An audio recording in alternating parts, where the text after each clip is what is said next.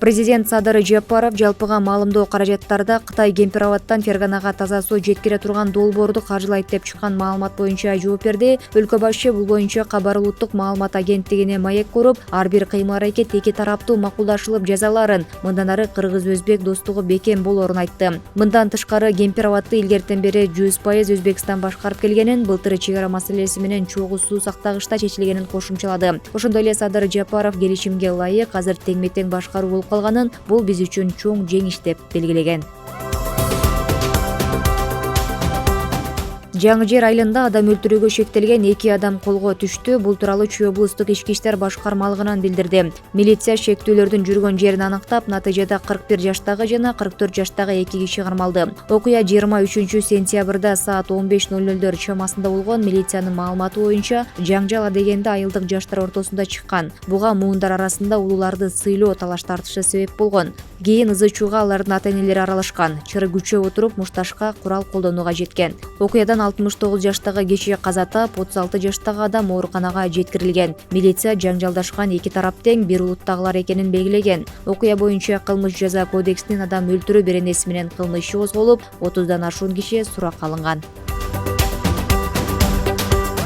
Кыргызстанда абактагыларга мунапыс жарыялоо тууралуу кезектеги мыйзам долбоору бүгүн жогорку кеңештин тармактык комитетинде талкууланып, концепциясы биринчи окууда кабыл алынды. Баш мыйзамдын 30 жылдыгына жана адам укуктарынын жалпыга таанылган декларациясынын 75 жылдыгына байланыштуу мунапыс жөнүндөгү мыйзам долбоорун депутат Жусупбек Коргонбай уулу иштеп чыккан. Министрлер кабинетинин жогорку кеңештеги өкүлүнүн орун басары Нурлан Бообеков корутунду даярдалып жатканын айтты. Эгер сунуш 3 окууда тең колдоо таап, мыйзамга президент кол койсо, анча оор эмес жана оор кылмыштар үчүн соттолгон 60 жаштан улуу курактагы эркектер, 55 жаштан ашкан аялдар, биринчи жана экинчи топтогу майыптыгы бар адамдар, 2 же андан көп майда балдары, биринчи жана экинчи топтогу майып балдары бар үй бүлөнүн жалгыз багуучусу болгондор бошотулат.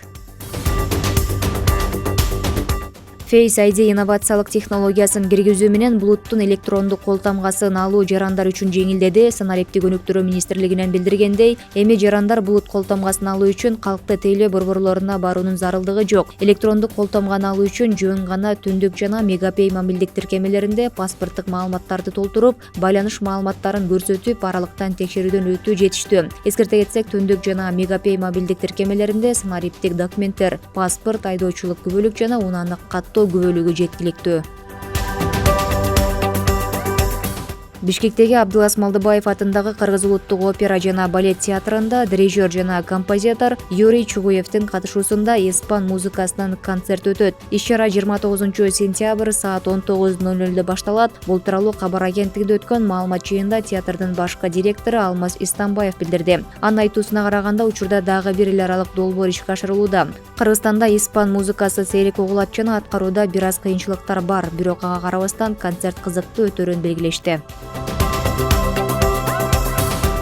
Кыргызстандык дзюдочу Эрлан Шеров Кытайдын Ханчжоу шаарында өтүп жаткан Азия оюндарында алтын медаль утуп алды. Бул тууралуу Улуттук олимпиада комитетинен билдирди. Эрлан Шеров 90 килограммга чейинки салмак челинде катышып, алгач кытайлык спортчуну 1-0 эсебинде, чейрек финалда ливандык атаандашын 10-0 эсебинде жана жарым финалда Бириккен Араб Эмираттык спортчуну жеңип, финалга жолдомо алды. Ал финалда өзбекстандык дзюдочу Давлат Бобоновду жеңди. Ошентип, Эрлан Шеров Азия оюндарында Кыргызстандын капчыгына алгачкы алтын медальды алып келди.